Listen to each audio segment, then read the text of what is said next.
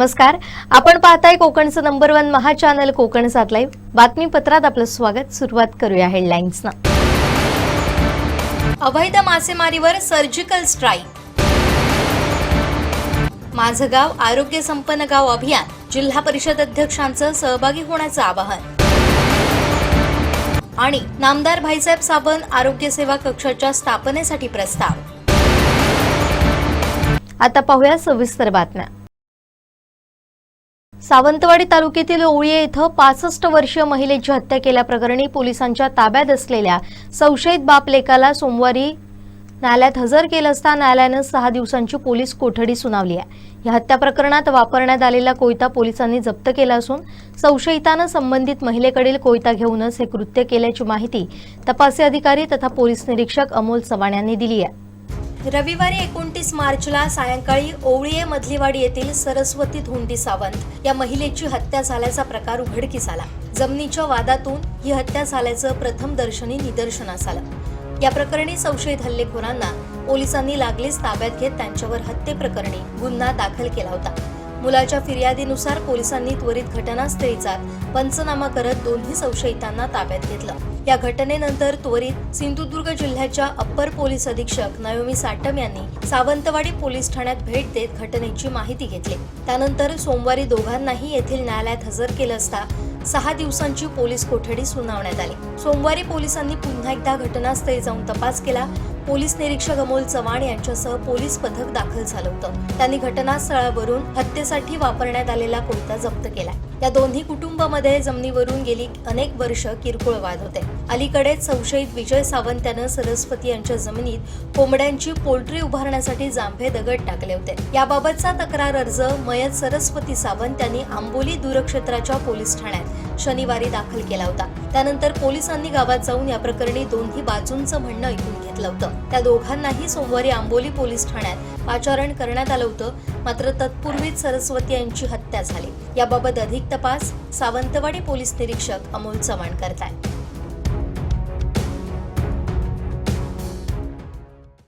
मत्स्य व्यवसाय व बंदरे विकास मंत्री नितेश राणेंनी अवैध मासेमारी विरुद्ध पुकारलेल्या एल्गाराचा परिणाम आता रत्नागिरीच्या समुद्रात दिसू लागलाय। मंत्री नितेश राणे यांनी पदभार स्वीकारल्यापासूनच बेकायदा मासेमारी करणाऱ्यांवर कडक कारवाई करण्याचे आदेश दिले होते। या इशाऱ्याला अनुसरून मध्यरात्री रत्नागिरीच्या जयगड समुद्रात मत्स्य व्यवसाय विभागाने एक धाडसी मिडनाईट ऑपरेशन राबवलं।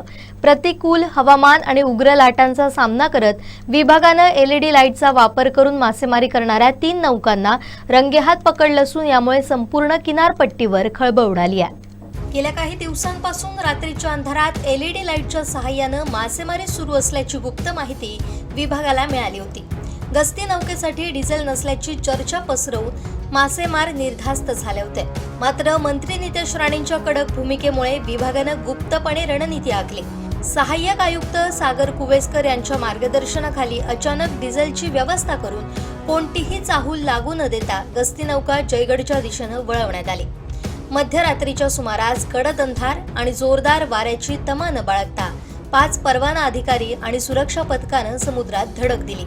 या पथकात चिन्मय जोशी, पार्थ तावडे, स्वप्नील चव्हाण, दीप्ती साळवी, स्मितल कांबळे तसेच तुषार करगुटकर, विनायक शिंदे, सुजन पवार आणि साईनाथ साळवी यांचा समावेश होता। मोहिमेदरम्यान पथकानं अवैध मासेमारी करणाऱ्या नौकांना वेढा घातला। यावेळी एका नौकेनं पळून जाण्याचा प्रयत्न केला। मात्र पथकानं समुद्राच्या मध्यभागी तब्बल 1 तास या नौकेचा थरारक पाठलाग करून तिला अखेर जेरबंद केलं।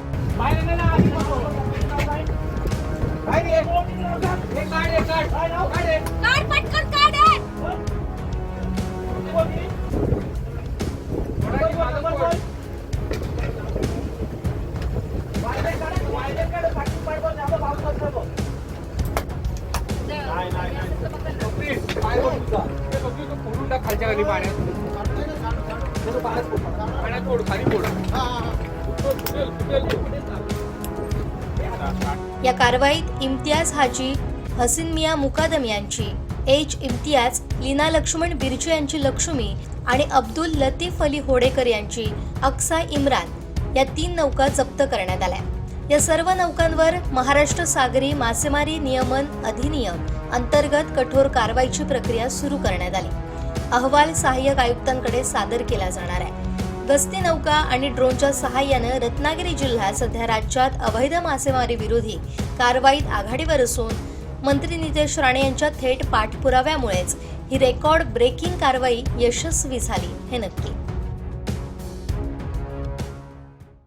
राज्याच्या आरोग्य विभागाच्या सर्वोच्च यंत्रणेमध्ये म्हणजेच आरोग्य सेवा आयुक्तालय मुंबई इथं 27 मार्च 2026 ला एक अत्यंत महत्त्वाची बैठक पार पडली।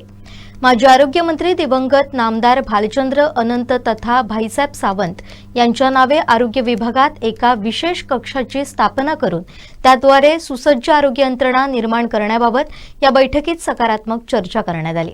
समाजातील अतिगंभीर आणि दुर्धर आजारांनी ग्रस्त असलेल्या तळागाळातील सामान्य जनतेला योग्य न्याय मिळावा आणि त्यांना अद्ययावत वैद्यकीय उपचार उपलब्ध व्हावेत ही संकल्पना कैलासवासी विकास सावंत यांची होती। त्यांच्याच मार्गदर्शनाखाली हा प्रस्ताव शासन दरबारी मांडण्यासाठी सातत्यानं प्रयत्न सुरू होते। मात्र विकास सावंत यांच्या अकाली निधनामुळे हा प्रस्ताव प्रलंबित राहिला। आज त्यांच्या स्मृतींना उजाळा देत हा प्रस्ताव पुनरुज्जीवित करून शासन दरबारी प्रस्तावित करण्यात आलाय। या उदात्त संकल्पनेचं शासनाकडून स्वागत करण्यात आलंय। या प्रस्तावावर चर्चा करण्यासाठी आयोजित पहिल्या महत्त्वाच्या बैठकीस संचालक आरोग्य व कुटुंब कल्याण विभाग पुणे, वरिष्ठ अधिकारी आरोग्य सेवा आयुक्तालय मुंबई उपस्थित होते। या बैठकीदरम्यान माजी आरोग्य मंत्री दिवंगत भाईसाहेब सावंत यांच्या आरोग्य क्षेत्रातील ऐतिहासिक कार्याची आठवण काढण्यात आली। महाराष्ट्र राज्याच्या जडणघडणी आणि समाजकारणात असलेलं त्यांचं योगदान अधोरेखित करण्यात आलं। प्रस्तावित भाईसाहेब सावंत आरोग्य कक्षाच्या माध्यमातून राज्यातील दुर्गम भागातील रुग्णांना मोठ्या रुग्णालयांच्या फेऱ्या न मारता एकाच छताखाली तज्ञ मार्गदर्शन आणि मदत मिळवून देण्याचा मानस आहे। तळागाळातील लोकांपर्यंत आधुनिक आरोग्य सुविधा पोहोचवणं हेच या प्रस्तावित कक्षाचं मुख्य उद्दिष्ट असणार आहे। या कक्षाच्या माध्यमातून सामान्य माणसाला आरोग्य सेवेचा हक्क मिळेल अशी भावना बैठकीनंतर व्यक्त करण्यात आली। कॅप्टन खरात प्रकरणी आमदार दीपक केसरकरांनी भांडाफोडच केलाय। यावरून त्यांनी शिवसेना नेत्या नीलम गोऱ्हेंवरही निशाणा साधलाय। पाहूया। खरं म्हणजे नीलम गोरे हा महाराष्ट्रामध्ये आणि आमच्या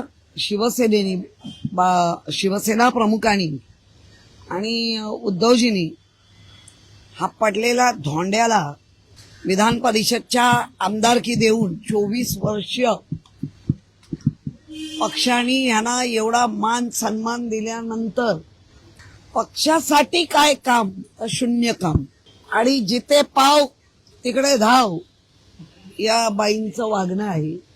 ज्या सामाजिक काम करत मोठ्या होत आहेत तृप्ती देसाई त्यांनी जो आरोप केलाय ते आता म्हणतात मी प्रूफ देते आणि ह्या आता दुसऱ्यांचे प्रूफ मागायला लागले। मुळामध्ये नीलम गोरे बऱ्याच कमेंट मध्ये आलंय नाव गोरे आणि काम मात्र काळे।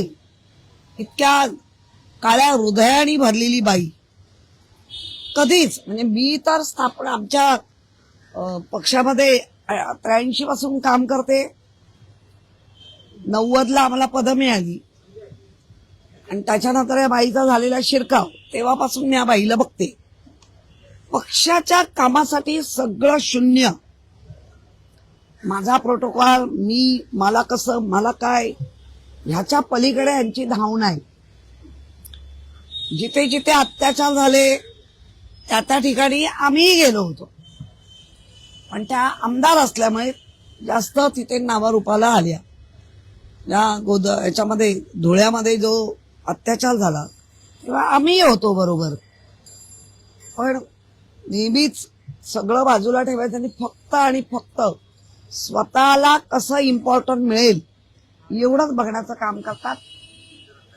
आज जेव्हा त्यांच्या पूर्ण अंगाशी आल्यावर या कॅप्टन खरात आता कॅप्टन खरातचे विविध प्रकार आपल्या समोर येतात। महिलांवर अत्याचार तर आहेच पण मंत्री पद कसं मिळवून द्यायचं आणि त्याच्यासाठी रक्त कसं व्हायचं आणि त्याच्यासाठी आपला लाभ कसा करून घ्यायचा अशा अनेक मंत्री त्यांना भेटले। दीपक केसरकरांनी तर भांडात फोडलं। 39 मंत्री. आता त्या 39 मधली ह्या असाव्या एक, म्हणजे आता परत प्रश्न आला 38 कोण. म्हणजे हे असे एकेकांची आता लाईन लागेल. आणि काय म्हणजे काय मिळवण्यासाठी तुम्ही काय काय करत होता. रुपाली चाकणकर एसआयटी चौकशीसाठी टाळाटाळ करत असल्याचं म्हणत सामाजिक कार्यकर्त्या तृप्ती देसाई यांनी टीका केली आहे. रुपाली चाकणकरांना एसआयटीने समन्स पाठवल्यानंतर त्यांनी जी तारीख दिली आहे त्या तारखेला हजर होणं हे सगळ्यात महत्वाचं आहे. परंतु आता रुपाली चाकणकरांकडनं जी कारणं देण्यात येत आहेत म्हणजे त्या या चौकशीसाठी टाळाटाळ करत आहेत. खरं तर त्या निर्दोष असतील तर त्यांनी तिथं जावं, जबाब द्यावा. परंतु राज्यभर दौरे करणाऱ्या, महिला आयोगाच्या अध्यक्षा म्हणून, प्रदेशाध्यक्ष म्हणून दररोज वेगवेगळ्या जिल्ह्यांमध्ये फिरणाऱ्या रुपाली चाकणकर आता नाशिकला प्रवास करताना त्यांना काही त्रास होईल अशा पद्धतीचा हास्यास्पद कारण देत असतील तर मग त्या कुठंतरी स्वतः दोषी आहेत हे सिद्ध करतायत, हा संदेश देण्याचा प्रयत्न करतायत. मला वाटतं एसआयटीला त्यांनी पूर्णपणे सहकार्य करावं. जे खरं आहे ते समोर येणार आहे आणि ते सत्य समोर लवकर यावं यासाठी रुपाली चाकणकरांनी एसआयटीकडे चौकशीला जाणं गरजेचं आहे. कणकवली तालुक्यातील बोर्डवे इथं भगवान महावीर यांचा 2625वा जन्मकल्याणक सोहळा मोठ्या उत्साहात साजरा करण्यात आला. या निमित्तानं सकाळी भगवान महावीर यांच्या मूर्तीला दुग्धाभिषेक करण्यात आला. त्यानंतर विविध धार्मिक कार्यक्रमांचं आयोजन करण्यात आलं होतं. सिंधुदुर्ग जिल्ह्यातील जैन बांधव मोठ्या संख्येनं या सोहळ्यास उपस्थित होते.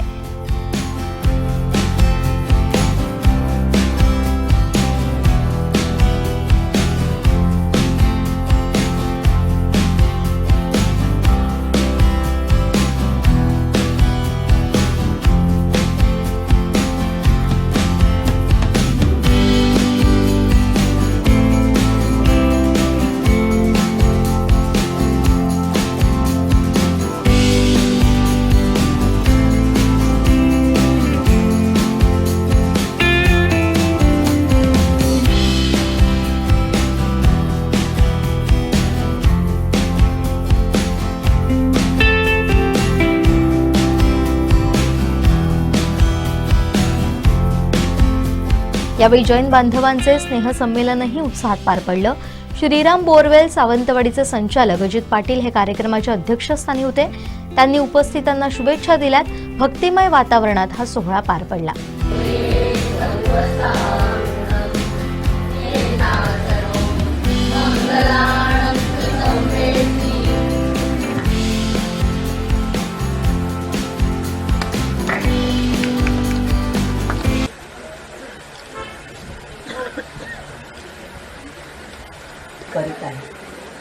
सर्वांनी जरा त्याला आज भगवान महावीर यांची जयंती होती.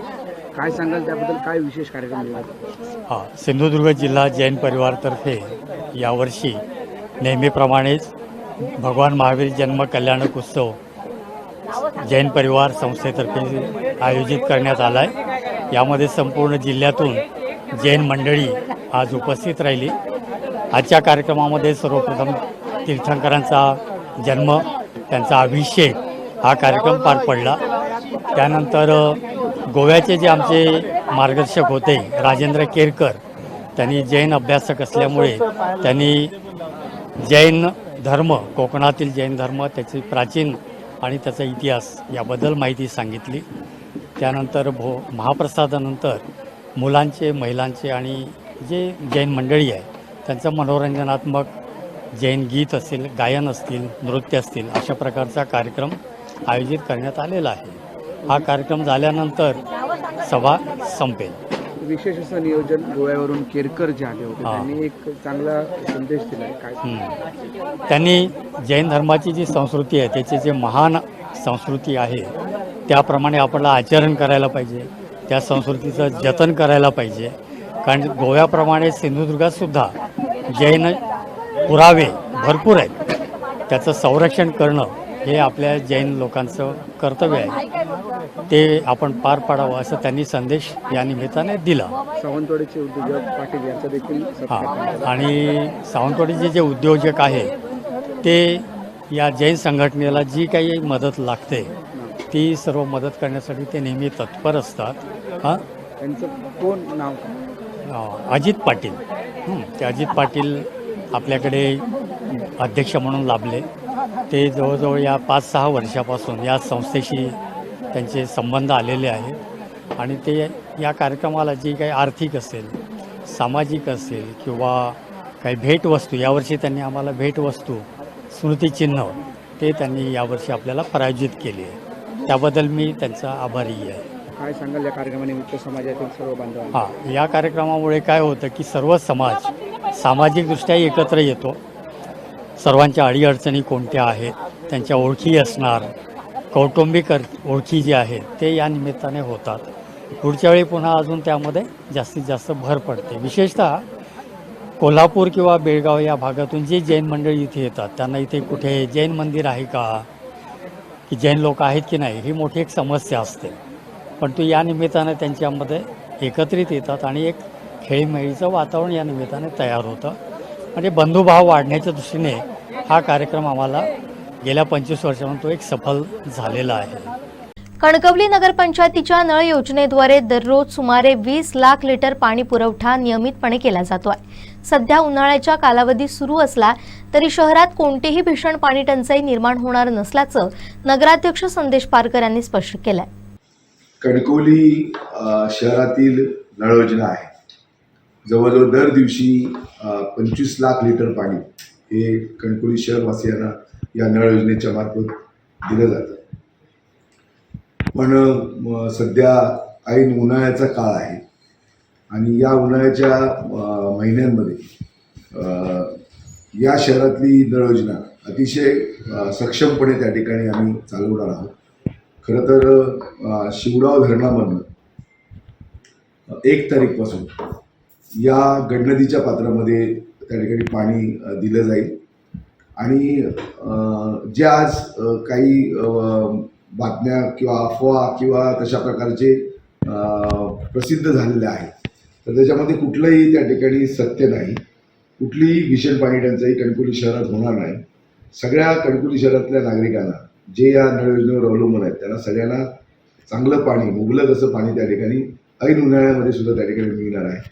खरं तर अशा प्रकारची जी नदीची पात्रं आहेत ही जी ऐन उन्हाळ्यामध्ये कोरडी होतात, हे सातत्यानं होणारं म्हणजे जसा सीझन असतो, म्हणजे उन्हाळ्यामध्ये उन्हाळा, पावसाळ्यामध्ये पावसाळा आणि हिवाळ्यामध्ये हिवाळा, त्या पद्धतीचं ही परिस्थिती आहे. आणि त्यामुळे हे दरवर्षीच अशा पद्धतीनं पाणी त्या ठिकाणी नदी पात्रातलं त्या ठिकाणी आटतं, बाष्पीभवनामुळे आटतं, केटीवेअरच्या झिरपण्यामुळे आटतं आणि त्यामुळे आम्ही त्याची व्यवस्था केलेली आहे. जलसंपदा विभाग आणि कणकवली नगरपंचायत यांचा पाणी आरक्षण करार झालेला आहे. या पाणी आरक्षण कराराच्या माध्यमातून आम्ही जवळजवळ वर्षाला 12 लाख रुपये एवढा जी पाणीपट्टी आहे, धरणाकडलं जे पाणी आपल्याला टंचाईच्या काळामध्ये येतं या 3 महिन्यामध्ये, त्याची जवळजवळ आम्ही 12 लाख रुपये या शहराच्या माध्यमातून भरतो. त्यामुळे कुठलीही पाणी टंचाई त्या ठिकाणी होणार नाही. 1 तारीखपासून त्या ठिकाणी पाणी गडनदीच्या पात्रात शिवगाव धरणामधनं येईल आणि 8 दिवसामध्ये ते पाणी कणकवली नळ योजनेच्या जॅकवेलपर्यंत गडनदीच्या पात्रामध्ये त्या ठिकाणी येईल आणि त्याच्यातनं कणकवली शहराचा पाणी पुरवठा त्या ठिकाणी होणार आहे. आणि म्हणून आजच या संदर्भामध्ये सगळ्या अधिकाऱ्यांची, जलसंपदा विभागाच्या अधिकारी असतील, लघुपाट बंधारे विभाग ओरस असेल, या जलसंपदा विभागाचे अमोल चोपडे साहेब जे ई आहेत त्यांच्याशी बोलणं झालं. पद्माकर पाटील एसी आहेत त्यांच्याशी सुद्धा, अधीक्षक अभियंता त्यांच्याशी सुद्धा बोलणं झालेलं आहे. आणि ज्यांच्यावर ही जबाबदारी आहे, ज्यांच्यावर चार्ज आहे, ते डेप्युटी इंजिनियर मांडगवकर साहेब यांच्याशी सुद्धा याबाबत बोलणं झालेलं आहे. शिवडाव धरणाच्या अंतर्गत ही नळ योजना येत असल्यामुळे 1 तारीखला पाणी पुरवठा त्या ठिकाणी धरणातनं शिवडावच्या सोडला जाईल आणि येत्या 8 दिवसामध्ये या धरणाचं पाणी, शिवडाव धरणाचं पाणी कणकवलीच्या गडनदीच्या पात्रामध्ये येईल, कणकवलीच्या नळ योजनेच्या जॅकवेलपर्यंत येईल आणि कणकवलीकरांना जसा मुबलक पाण्याचा साठा आहे तो पाण्याचा साठा त्या ठिकाणी दिला जाईल. कुठलीही टंचाई त्या ठिकाणी होणार नाही. आणि ज्या काही अफवा किंवा तशा प्रकारच्या ज्या बातम्या आलेल्या आहेत, हे सगळं याचं मी त्या ठिकाणी खंडन करतो. कणकवलीकरांना जे या नळ योजनेवर अवलंबून आहे त्या सगळ्यांना त्या ठिकाणी मुबलक पाण्याचा साठा मिळेल आणि चांगलं पाणी, स्वच्छ पाणी या शहरातल्या नागरिकांना आम्ही या ऐन उन्हाळ्याच्या काळात सुद्धा त्या ठिकाणी देऊ. ग्रामीण भागातील आरोग्य व्यवस्था अधिक सक्षम, प्रतिबंधात्मक आणि सर्वसमावेशक करण्यासाठी राज्य सरकार माझं गाव आरोग्य संपन्न गाव हे अभियान राबवणार आहे. सहभागी ग्रामपंचायतींचे एकूण 60 निकषांवर गुणांकन केलं जाईल. 70% अधिक गुण मिळवणाऱ्या गावांना आरोग्य संपन्न ग्राम घोषित करण्यात येईल. विजेत्या ग्रामपंचायतींना राज्यस्तरीय पुरस्कार 5 कोटी ते 2 कोटी रुपयांपर्यंत असणार आहे. जिल्ह्यातील 431 ग्रामपंचायतींनी या अभियानात सहभागी व्हावं असं आवाहन जिल्हा परिषद अध्यक्ष प्रमोद कामत यांनी पत्रकार परिषदेत केलं आहे.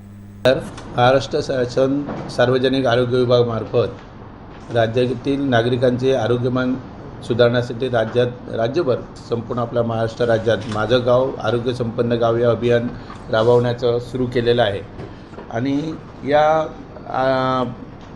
अभियानात आपलं जीवनमान कसं, आरोग्य कसं सुधारेल, जीवनमान कसं उंचावेल आणि निरोगी माणसं कशी राहतील याच्या संबंधी हे सगळं प्रयोजन आहे, तसं अभियान आहे.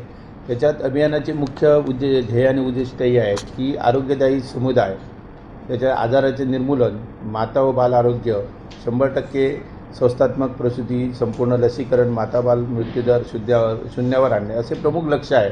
त्याचप्रमाणे जीवनशैलीत आपल्या बदल करणे म्हणजे योगा, त्याच्यानंतर आयुष, संतुलित आहार, व्यसनमुक्तीद्वारे समाजाच्या वर्तणुकीत बदल करणे आणि सकारात्मक बदल घडून माणसाच्या जीवनात आमूलाग्र बदल घडून आणणे असं हे आहे. पंचसूत्री ही वैशिष्ट्य आहेत. त्याच्यात हे अभियान समुदाय सहभाग, आरोग्यसेवा, प्रशासकीय समन्वय, नवोपक्रम आणि परिणामकारक मूल्यमापन ह्या द्वारे आयोजित केलेलं आहे. आता म्हणजे लोकांचं आरोग्यमान कसं उंचावेल ह्याच्यात आपण जास्तीत जास्त जे सरकारने हे दिलेलं आहे त्याच्यात आरोग्यदायी समुदाय असेल, आजाराचं निर्मूलन असेल, माता बालकांचं आरोग्य असेल किंवा जीवनशैलीत बदल असेल, या प्रत्येक ह्याच्यात आपण जास्तीत जास्त फोकस करून आपण कसं आपला स्तर आरोग्याचा उंचावू ह्याच्यासाठी आम्ही प्रयत्न करू. आणि मी सर्व जनतेला आपल्या सिंधुदुर्ग जिल्ह्यातल्या जनतेला आवाहन करतो, सर्व ग्रामपंचायत असतील, PSC असतील, तालुका स्तर, जिल्हा स्तर आणि ग्रामपंचायत स्तर सर्वांना आवाहन करतो की ह्या स्पर्धा आहे, ही स्पर्धेत आपण भाग घ्यावा, जेणेकरून गुणात्मक आणि स्पर्धा हे आपण जिंकली पाहिजे. संख्यात्मक पण जिंकले, जास्तीत जास्त ग्रामपंचायतीने जास्तीत जास्त संस्थांनी याच्यात सहभाग घेतला पाहिजे आणि गुणात्मक पण आपण पहिलं आलं पाहिजे असं मी आपल्या सर्व जिल्हा परिषद पदाधिकारी आणि प्रशासनाच्या नावाने नम्र आवाहन करतो. जिल्हा आरोग्य अधिकारी सिंधुदुर्ग. महाराष्ट्र राज्य माननीय आरोग्यमंत्री प्रकाशजी आंबेडकर साहेब यांनी दिनांक 18 फेब्रुवारी 2026 रोजी त्यांच्यामार्फत GR काढण्यात आला, माझं गाव आरोग्य संपन्न गाव. सदरचे अभियान हे पूर्ण आपण वर्षभर म्हणजे 1 एप्रिल 2026 ते 31 मार्च 2027पर्यंत राबवणार आहोत आणि दरवर्षी हे अभियान आपण राबवणार आहोत. सदरच्या अभियानाचं मुख्य उद्दिष्ट म्हणजे सर्व आपली महाराष्ट्र राज्यातली जी जनता आहे त्यांचं आरोग्य सुधारलं पाहिजे, आरोग्यदायी जीवन त्यांना मिळालं पाहिजे. आणि महत्त्वाचं म्हणजे ह्याच्यामध्ये ग्रामीण भागातमध्ये ज्या ग्रामपंचायत आहेत त्या ग्रामपंचायत स्तर तसेच तालुका स्तर, जिल्हा स्तर, विभाग स्तर आणि राज्यस्तर अशा 5 स्तरावर आपण ही योजना राबवतो आहे. योजनेचे मुख्य ध्येय असे आहे की प्रत्येक नागरिकाच्या आरोग्यसेवेमध्ये सुधारणा झाली पाहिजे आणि प्रत्येकाला आरोग्यदायी, जागरूक आणि महत्त्वाचं म्हणजे सशक्त समुदाय आपल्याला निर्माण करायचा आहे समाजामध्ये. तर त्यासाठी महत्त्वाचं म्हणजे जे आरोग्याचे ह्याच्यामध्ये पूर्ण कुठले भाग घेतलेले आहेत. तर पहिलं आहे ते संसर्गजन्य रोग. संसर्गजन्य रोगमध्ये आपण त्यामध्ये महत्त्वाचे जे रोग आपल्याकडे आहेत ते म्हणजे कुष्ठरोग आहे, क्षयरोग आहे, जलजन्य आजार. जलजन्य आजारमध्ये महत्त्वाचं आपण टायफॉईड बघतो, त्यानंतर गॅस्ट्रो बघतो, अतिसार ज्याला आपण म्हणतो, आणि कीटकजन्य आजार. कीटकजन्य आजारमध्ये महत्त्वाचं म्हणजे डेंग्यू आणि मलेरिया. त्यानंतर असंसर्गजन्य रोग पण आपण त्यामध्ये घेतो. त्यामध्ये आपण हायपरटेन्शन, डायबेटीस, कॅन्सर हे महत्त्वाचे ह्याच्यामध्ये इन्क्लूड केलेले आहेत. नंतर माता आणि बाल आरोग्य. माता आणि बाल आरोग्यामध्ये महत्त्वाचं म्हणजे प्रसूतीपूर्व आणि प्रसूती पश्चात असे दोन्ही कंपोनंट ह्याच्यामध्ये आपण घेतलेले आहेत. लसीकरण घेतलं आहे, कुटुंब कल्याण घेतलेलं आहे आणि महत्त्वाचं म्हणजे कुपोषित जी बालकं असतात त्याचं पूर्ण निर्मूलन म्हणजे सॅम आणि मॅम जे म्हणतो त्यामध्ये प्रामुख्यानं सॅम ह्याच्यामध्ये इन्क्लूड केलेलं आहे. सिव्हिअर ॲक्यूट मालन्यूट्रिशन आपण त्याला म्हणतो. आणि चौथं म्हणजे ह्याच्यामध्ये शुद्ध पाणी आणि जैविक कचऱ्याची विल्हेवाट म्हणजे बायोमेडिकल वेस्ट मॅनेजमेंट जे आपण म्हणतो ते ह्याच्यामध्ये त्यांनी इन्क्लूड केलेलं आहे. त्यानंतर हे पूर्ण वर्षभर आपण राबवणार आहोत आणि हा पूर्ण जो एप्रिल महिना आहे म्हणजे 1 एप्रिल ते 31 एप्रिलपर्यंत त्यांनी थोडंसं टाईमलाईन दिली आहे. म्हणजे 30 एप्रिलपर्यंत त्यांनी टाईमलाईन दिली आहे की ह्या दिवसात तुम्ही काय काय करायचं. आता ह्याच्यामध्ये राज्यस्तरीय समिती आहे, त्याच्यानंतर विभाग स्तरावर समिती आहे, जिल्हा स्तरावर समिती आहे, तसेच तालुका, ग्रामपंचायत, उपकेंद्र आणि PHC असे त्याचे ते टप्पे आहेत. आता पहिल्यांदी जिल्हा स्तरावर जी समिती आपल्याला स्थापन करायची त्याचं नाव आहे जिल्हास्तरीय जिल्हा आरोग्य संपन्न गाव अभियान समिती. तर त्याचे अध्यक्ष कोण आहेत तर त्याचे अध्यक्ष आपल्या जिल्ह्याचे पालकमंत्री आहेत आणि अध्यक्ष मुख्य कार्यकारी अधिकारी आहेत. त्यानंतर सदस्य सचिव त्याच्या जिल्हा आरोग्य अधिकारी आहेत आणि बाकीचे सदस्य जे आहेत ते म्हणजे एक आपले उपमुख्य कार्यकारी अधिकारी ग्रामपंचायत आहेत, प्रकल्प अधिकारी आहेत, जिल्हा कार्यक्रम अधिकारी महिला बालविकास, प्रकल्प संचालक आहेत, त्यामध्ये जिल्हा शल्यचिकित्सक, NGOचे प्रतिनिधी आहेत, नंतर जिल्हा समाज कल्याण अधिकारी, शिक्षण अधिकारी आणि जिल्हा माहिती अधिकारी. ही महत्त्वाची आपली जिल्ह्याची टीम आहे. अशी सेम टीम जिल्ह्यामध्ये ज्या एकूण ग्रामपंचायती आहेत तर सर्व ग्रामपंचायतींनी ह्याच्यामध्ये भाग घेण्यासाठी आपण ह्याच्यामध्ये आवाहन करतो. आता ह्याच्यामध्ये तपासणी म्हणजे मूल्यमापन जे होणार आहे, आता पूर्ण वर्षभर आपण हा कार्यक्रम राबवतो 1 एप्रिल 2026 ते 31 मार्च 2027. तर पूर्ण वर्षभर कार्यक्रम राबवल्यानंतर पुढच्या एप्रिलमध्ये म्हणजे एप्रिल 2027मध्ये ह्याचं मूल्यमापन होणार आहे. तर कसं मूल्यमापन होणार आहे महत्त्वाचं म्हणजे तालुकास्तरीय जी तपासणी ती आपल्याला ते पूर्ण आपण तुम्हाला ह्याच्यामध्ये इन्क्लूड केलं आहे. तालुकास्तरीय तपासणी 21 मे ते 15 जून राहील. विभागस्तरीय मूल्यमापन 1 जुलै ते 15 जुलै आणि राज्यस्तरीय मूल्यमापन हे 16 जुलै ते 31 जुलै. हे पूर्ण वेगवेगळ्या स्तरावर त्याचं मूल्यमापन होईल. त्यानंतर ह्याच्यामध्ये जी बक्षिसाची रक्कम आहे सांगू सर. राज्यस्तरीय पुरस्कार जे आहेत ते राज्यस्तरीय पुरस्कार एकूण महाराष्ट्र राज्यामध्ये 3 जिल्हा परिषदला हे पुरस्कार मिळणार आहे. प्रथम क्रमांक जो आहे जिल्हा परिषद त्याला 5 कोटीचं बक्षीस आहे, द्वितीय क्रमांकाला 3 कोटी आणि जो थर्ड येईल त्याला 2 कोटीचं बक्षीस आहे. त्यानंतर राज्यस्तरावरचं एकूण 3 पंचायत समित्या ह्यांना 1, 2, 3 असं बक्षीस आहे. पहिलं बक्षीस आहे 2 कोटी, दुसरं 1.5 कोटी आणि तिसरं आहे ते 1.25 म्हणजे 1.25 कोटीचं बक्षीस आहे. त्यानंतर म्हणजे राज्यस्तरावर 3 जिल्हा परिषद, 3 पंचायत समिती आणि 3 ग्रामपंचायत अशी एकूण बक्षिसे आहेत. आता ज्या 3 ग्रामपंचायत आहेत त्यांना पण 5 कोटी, 3 कोटी आणि 2 कोटी असं बक्षीस आहे.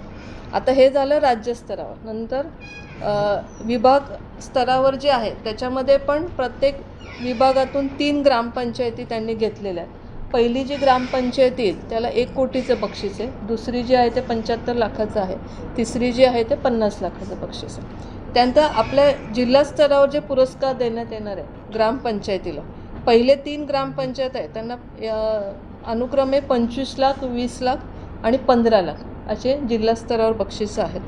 आणि आता जिल्हा स्तरावर जे पुरस्कार देणार आहे त्यामध्ये प्रत्येक जिल्ह्यासाठी 1 उपकेंद्र आणि एक प्राथमिक आरोग्य केंद्र याची निवड होणार आहे. आणि उत्कृष्ट उपकेंद्र जे असेल त्याला 5 लाखाचं बक्षीस आहे आणि उत्कृष्ट प्राथमिक आरोग्य केंद्र आहे त्याला एकूण 10 लाखाचं बक्षीस आहे. त्यानंतर राज्यस्तरावर पण हे 1 उपकेंद्र आणि 1 प्राथमिक आरोग्य केंद्र स्तर ते निवडणार आहेत. तर राज्यस्तरावरची रक्कम आहे उपकेंद्रासाठी 25 लाख आणि प्राथमिक आरोग्य केंद्रासाठी 50 लाख. तसेच राज्यस्तरावर जसं आपण उपकेंद्र आणि प्राथमिक आरोग्य केंद्राला यांनी बक्षिसं दिली आहे तसंच ग्रामीण रुग्णालय आणि उपजिल्हा रुग्णालय पण ह्याच्यामध्ये बक्षीस आहे, म्हणजे त्यांचं पण मूल्यमापन ह्याच्यामध्ये होणार आहे. तर उत्कृष्ट जे ग्रामीण रुग्णालय किंवा उपजिल्हा रुग्णालय असेल त्यांना अनुक्रमे 75 लाखाचं ह्याच्यावर राज्यस्तरावर बक्षीस आहे. तर आपण सर ह्याच्यामार्फत आपण आवाहन करतो की प्रत्येक ग्रामपंचायतीने सर ह्याच्यामध्ये भाग घेतला पाहिजे. शेवटी ठळक घडामोडी पुन्हा एकदा. अवैध मासेमारीवर सर्जिकल स्ट्राईक. माझं गाव आरोग्य संपन्न गाव अभियान, जिल्हा परिषद अध्यक्षांचं सहभागी होण्याचं आवाहन. आणि नामदार भाईसाहेब साबण आरोग्य सेवा कक्षाच्या स्थापनेसाठी प्रस्ताव. बातमीपत्रात वेळ झाली इथेच थांबण्याची. पाहत राहा कोकणचं नंबर 1 महा चॅनल कोकण साध लाईव्ह. धन्यवाद.